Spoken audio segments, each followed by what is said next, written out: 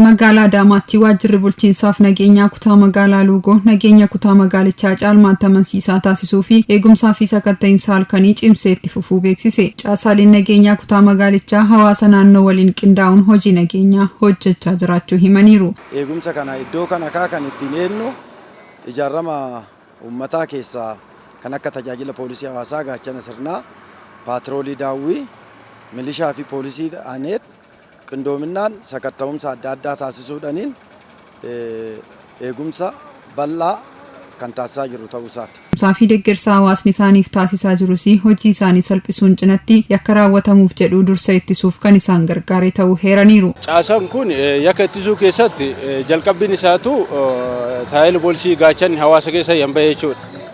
Waan hawaasa keessa jiru iddoo hunda zooniidhaan akka jiraatatti jiru odeeffannoo waa'ee nageenya irratti dursaniiti kan nagaani. Isa kana immoo karaa poolisii fi karaa milishaa waliin qindaa'uudhaan iddoowwan yaaddootaan waliin kaa'amte jechuudha.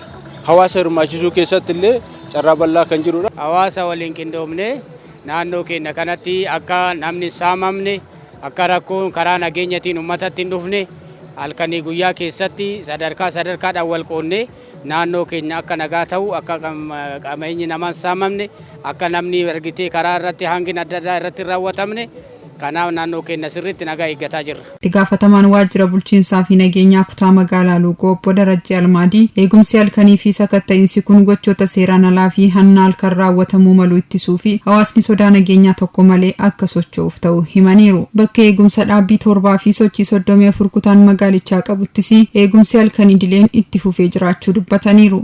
Sochiin hojii nageenyaa akka kutaa magaalaa keenyaatti bara 2018 kana karoora hojii nageenyaa baafannee erga hojiitti galleeti.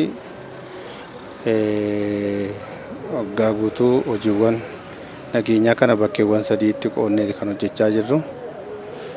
Jalqabaa hojii opereeshinii magaalaa keessaati yookiin kutaa magaalaa keessaati. Inni lammaffaan hojii eegumsa dhaabbii, eegumsa sochii akkasumas sakatta'insa tasaa iddoowwan barbaachisoo ta'anitti geggeessuu bu'uura goone. Akka kutaa magaalaa Luugootti iddoowwan eegumsa dhaabbii 7 qabna akkasumas iddoowwan eegumsa sochii 34 qabna. Iddoowwan hamma jedhame kanarratti caasaan nageenyaa poolisii milishaa gaachana sirnaa tajaajila poolisii hawaasaa fi hawaasa keessaati. Namoota filataman walitti qindeessuudhaan bakkeewwan kanarratti dhaabbii ramaduudhaan iddoowwan eegumsa dhaabbii kanarratti halkan sochiiwwan geejibaa magaalaa keessaa ba'aniif gara magaalaa seenan irratti walitti bu'iinsaan sakatta'insa geggeessaa turre.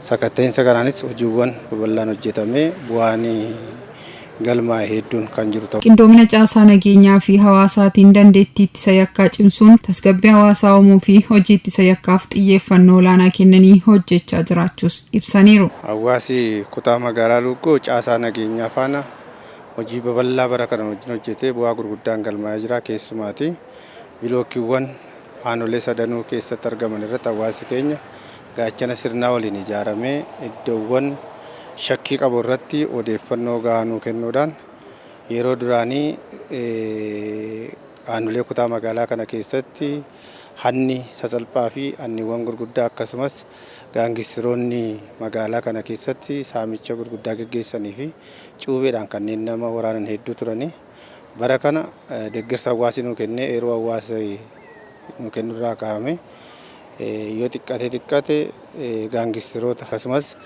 hattoota baajaajii, moobaayilii akkasumas meeshaalee yookiin immoo basmara ibsaa kan ta'an daandii irratti dhiibbaa adda addaa kan geggeessan hojii yookiin meeshaalee bu'uuraalee misoomaa magaalaa kutaa magaalaa keenya keessatti irratti hanna adda addaa kan geggeessan irratti hirmaannaa hawaasa kanaadhaan tarkaanfiin hedduu fudhatamee humna kana to'annee mana murtiitti dhiyaatanii